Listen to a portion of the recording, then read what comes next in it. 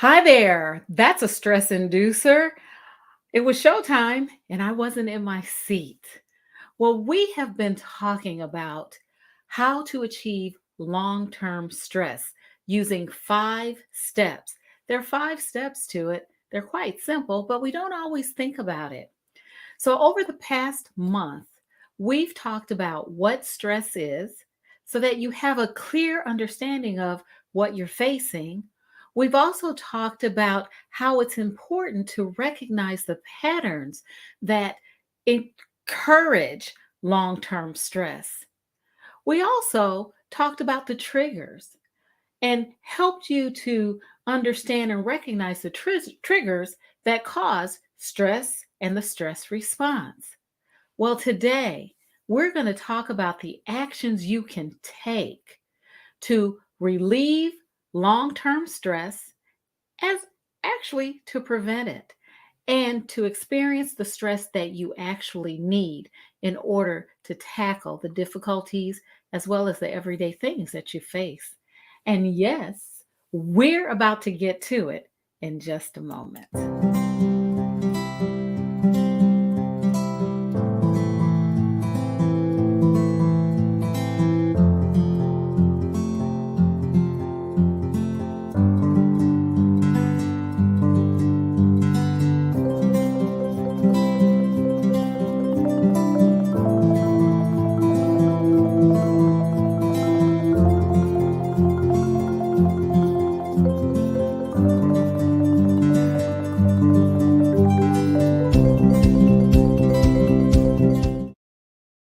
Hi, everybody.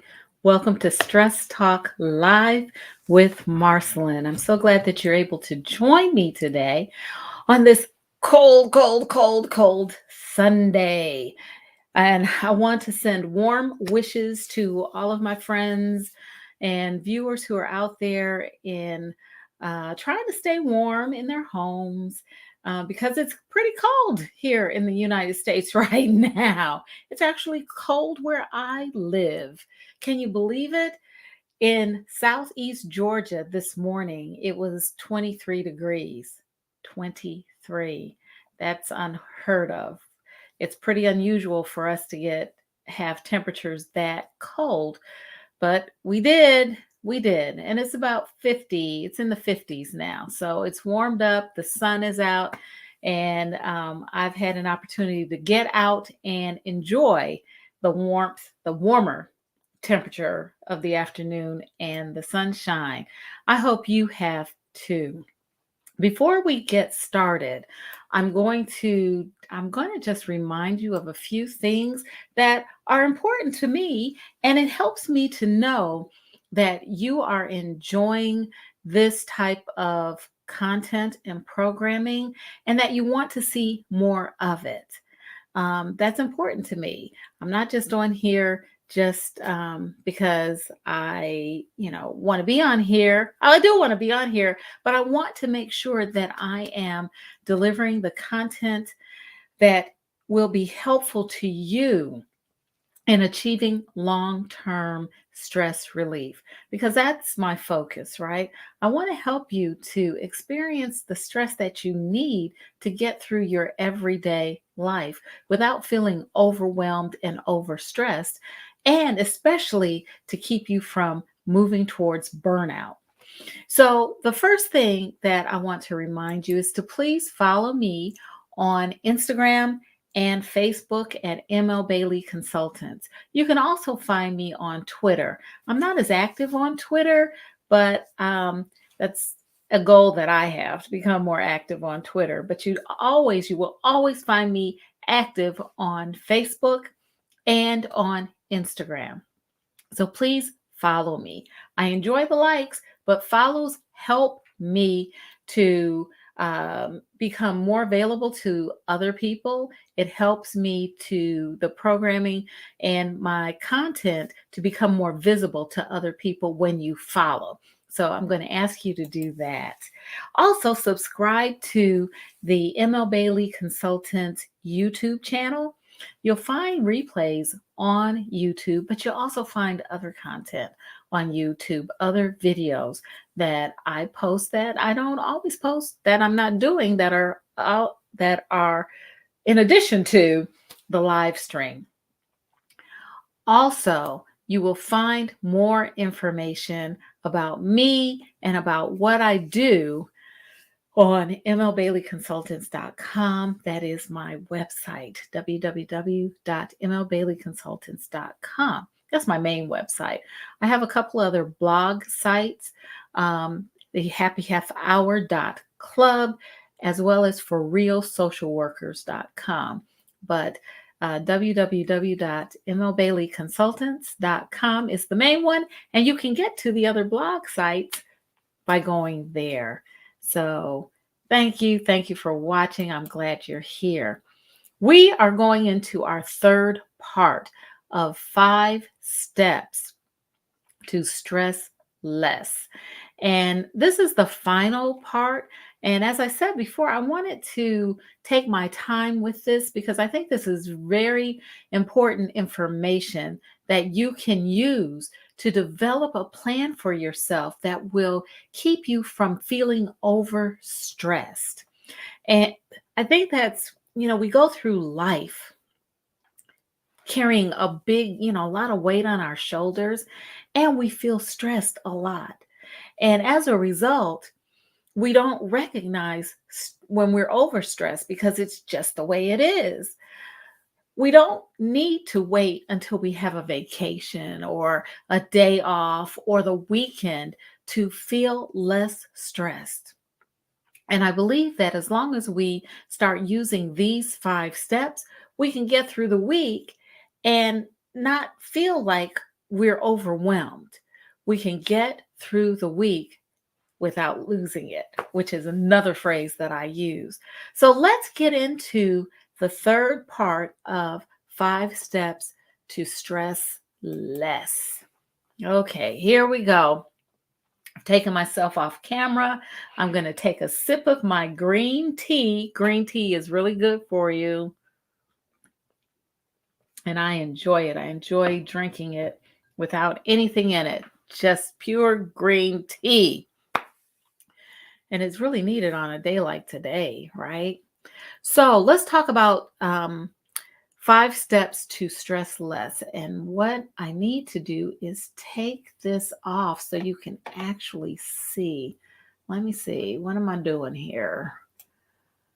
I am not being attentive to what I'm doing, and therefore I'm trying to remove. Oh, I'm sorry. I forgot where that was. Here we go. Boom. How's that? Okay. I forgot I had that banner on. Okay. So, in the first part, I wanted you to have a clear understanding of stress. And I'm just going to do a quick review for you today. I wanted you to have an understanding of stress. The main thing that I wanted you to recognize is that stress is a physical response to an unspecified stimulus or a change. Whenever we experience a change, whenever we experience some type of stimulus that it can't be defined, it is not exact, it could be anything, our bodies initiate the stress response. Now, the stress response is important to us because it can be motivating. It can get us up in the morning. It can get us going. It can help us to do well in work, in our studies, in anything that we do. It can also, if we don't have enough of a stress response, then we can feel bored. We can have very little direction. We can have very little motivation. So stress can be beneficial or harmful. When it's harmful, we're feeling overwhelmed. We're feeling as if we have too much on our plates. It's difficult for us to think. Our bodies may be achy. Our muscles may be tight. We might have difficulty sleeping and sleeping through the night. So stress, because it's a physical response, Stress can stress affects us physically. We often think of it as a mental or emotional, that it affects us mentally and emotionally, which it does, but it primarily affects us physically. The other thing that we talked about was our triggers. What causes us to experience stress? And these are the things that I reviewed with you: our minds, basically our thought patterns, our body when we're not feeling well. Like if we have, hey, thank you, when we have a cold or a condition that affects our bodies, then it causes our bodies to be under stress.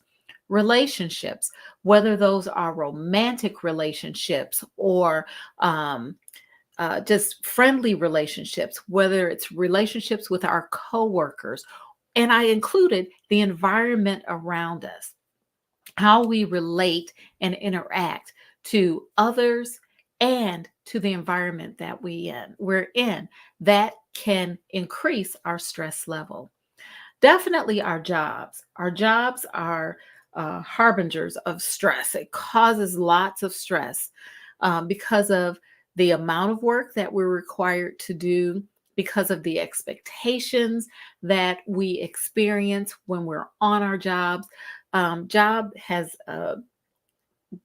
job and work are cause great deals of stress.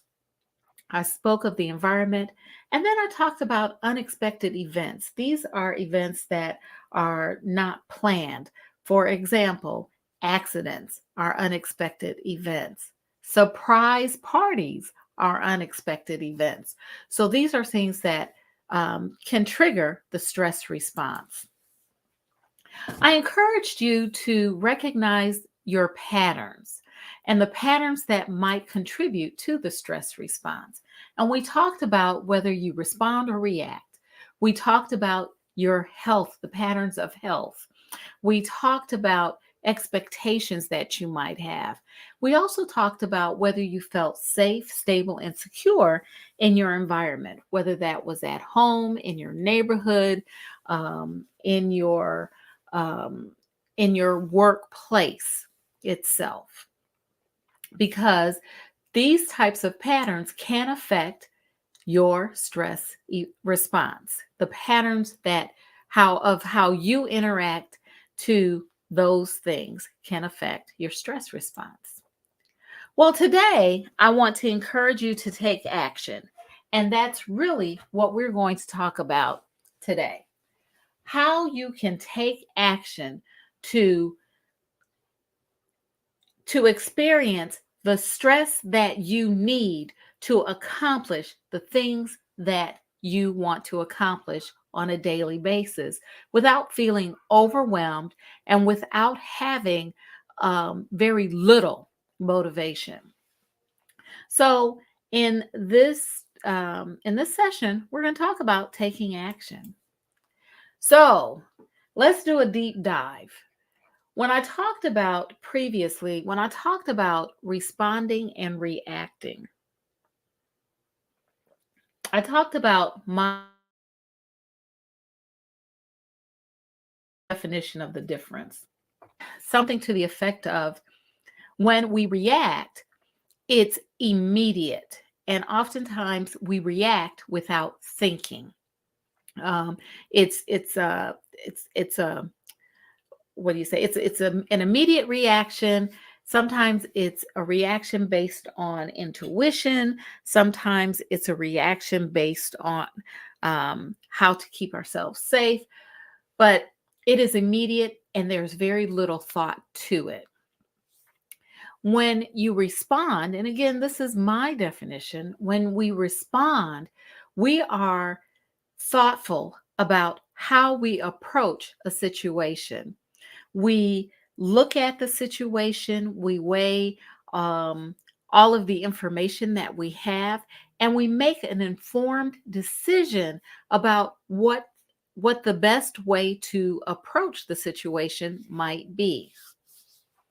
So, as we're talking about keeping our stress levels at an appropriate level without it being too much or too little.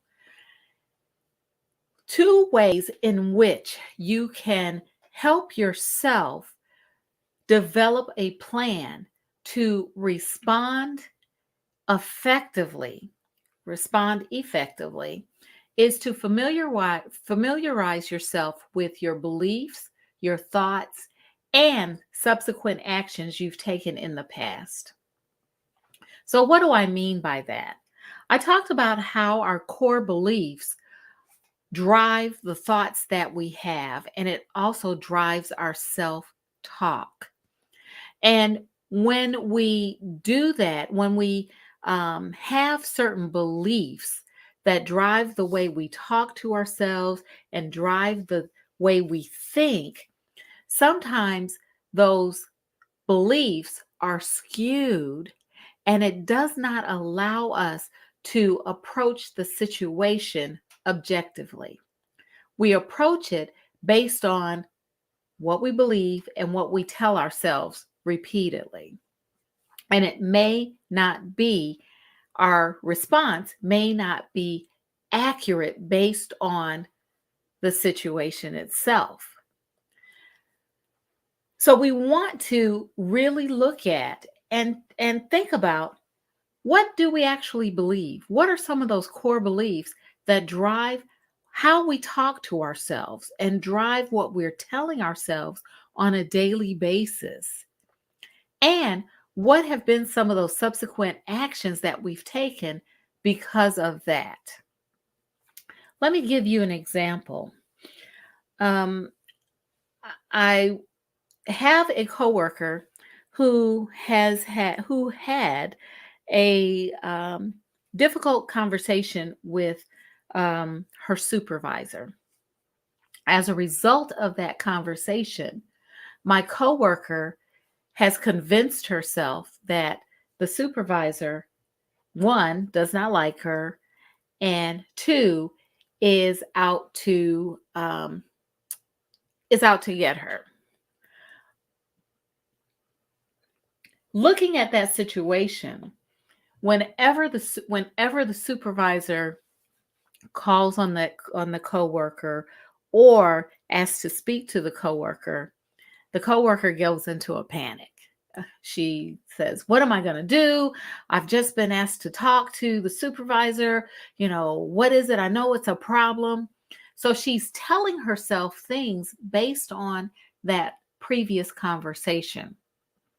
Now, again, the situation that the supervisor calls her in may have nothing to do with a problem, may not have anything to do with the past situation. However, the coworker has convinced herself every time that it's going to be similar to that difficult conversation. The interaction is going to be similar to that difficult conversation.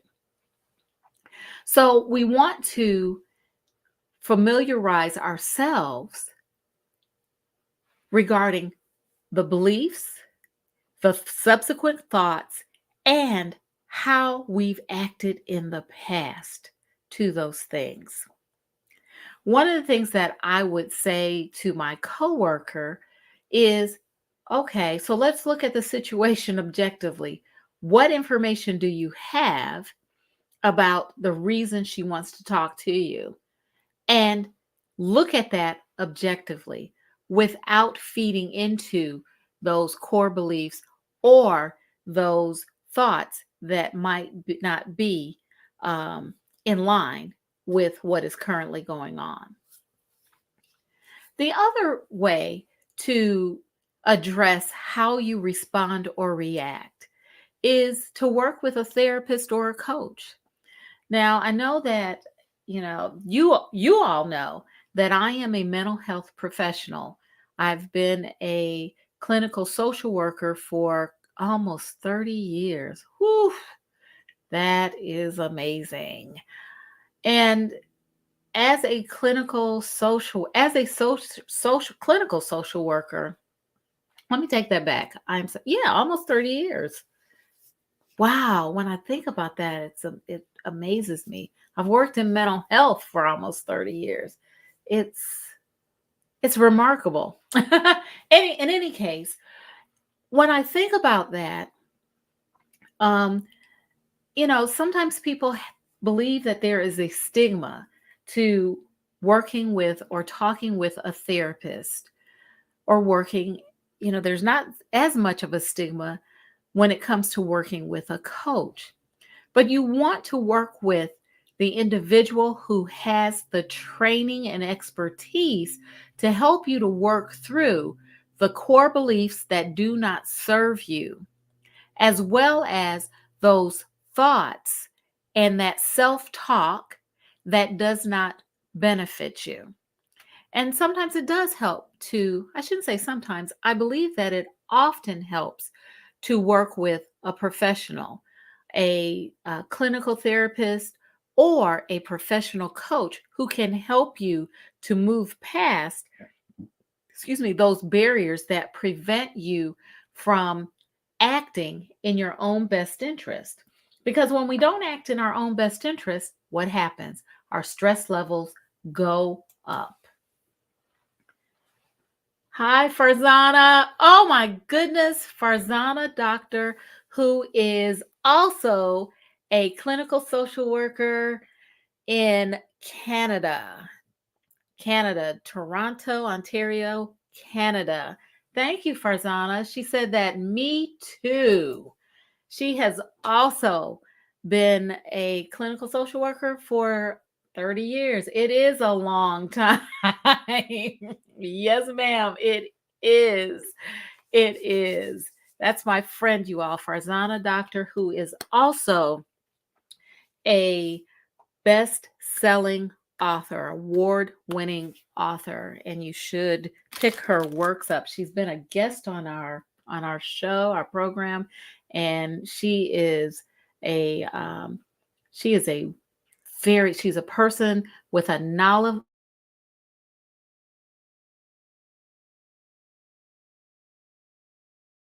lot of knowledge and expertise. And she is my friend.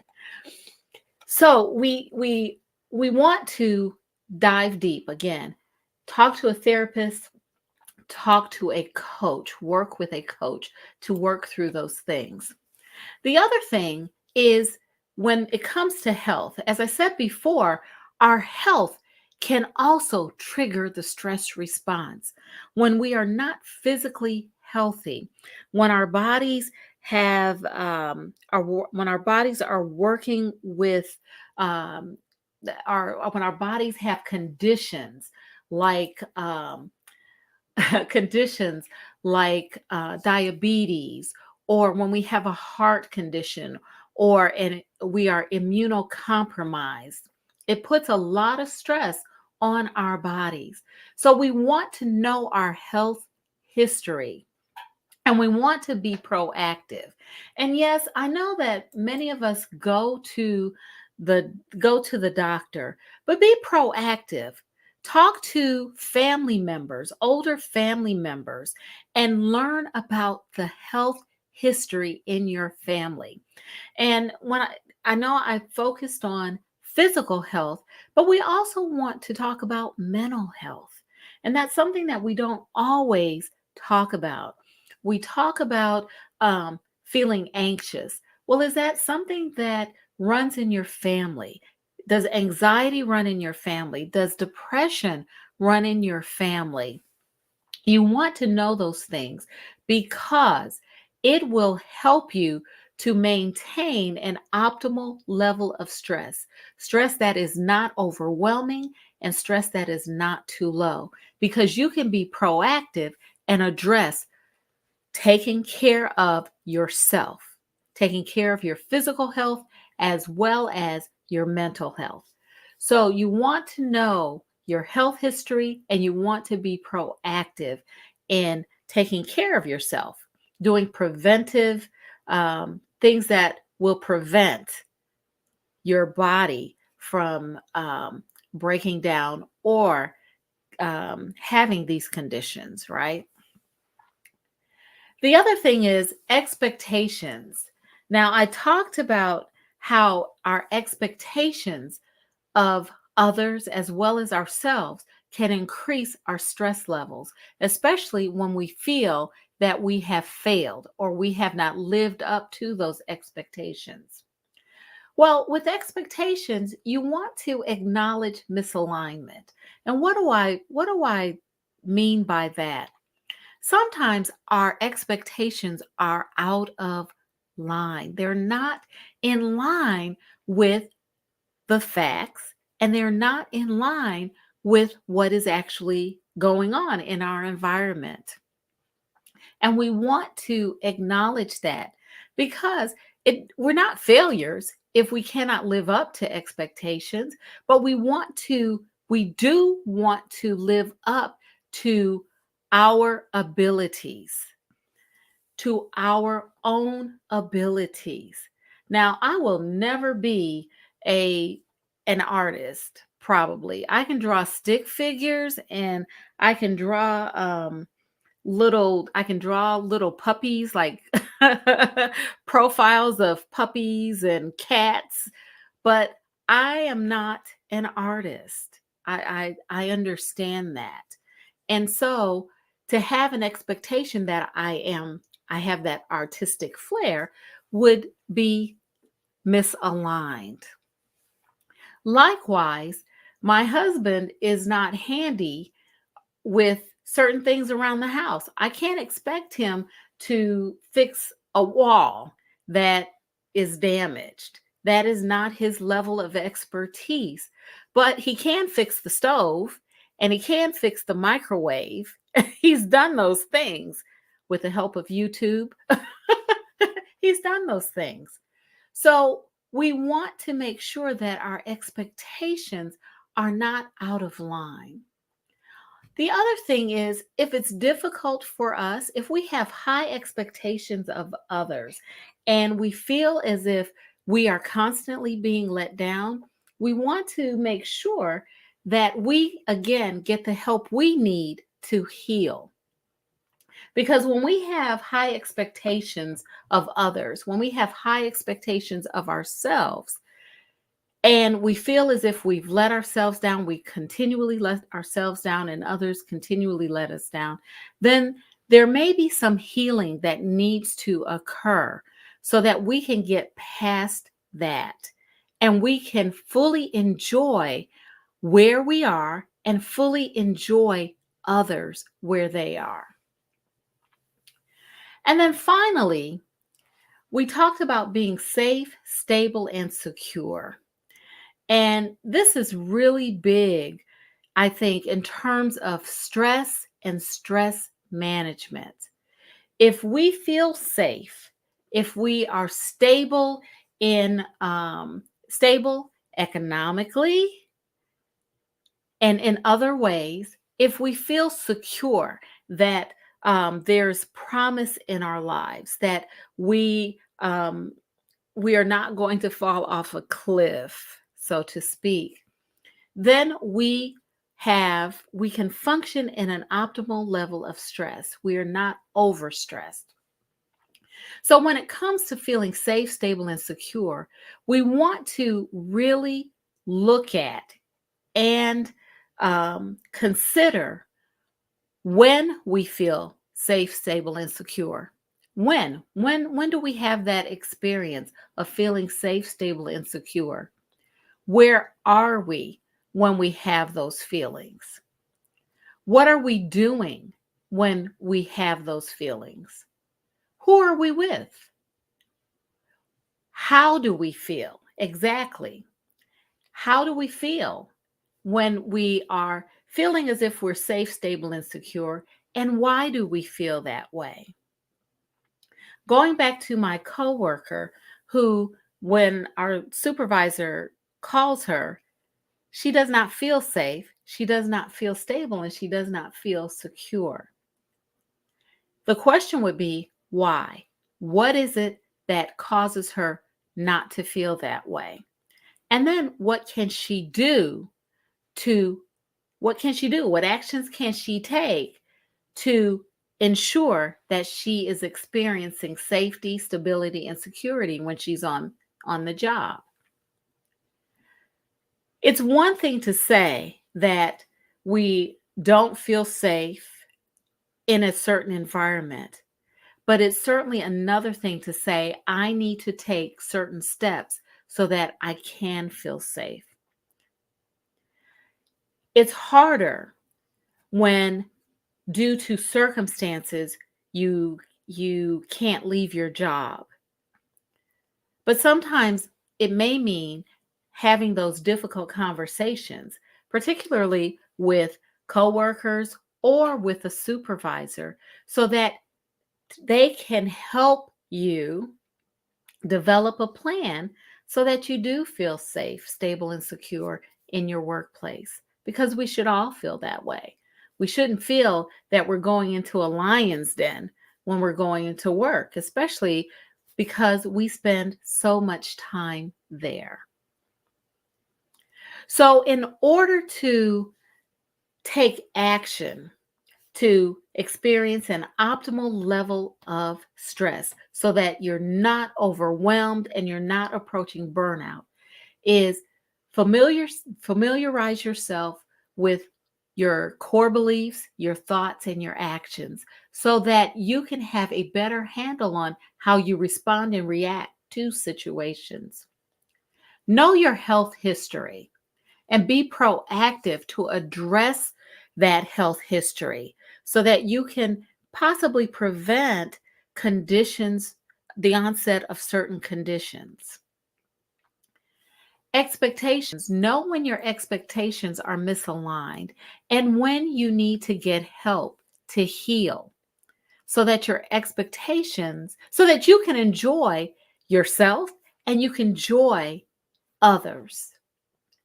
The other thing is really take a deep dive and a long look at when, where, what, who, how, and why as it relates to feeling safe, stable, and secure. And we're going to talk a little bit more about these things. I am, as the year goes on, we're going to do some more discussions about all of these things because our theme is we want you to, again, experience long-term stress relief.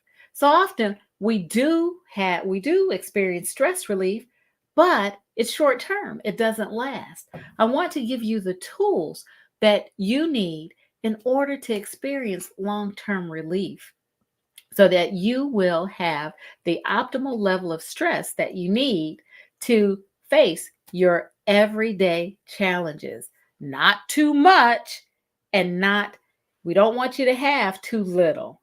We want you to have exactly what you need. Well, that is it for today. Farzana, I'm so glad that you joined me today. I greatly appreciate you. You are an inspiration to me, and I enjoy having you pop in. I enjoy talking with you. So we'll be back next week. Same bat time, same bat station. I'm Marcyline Bailey, and as always, take good care.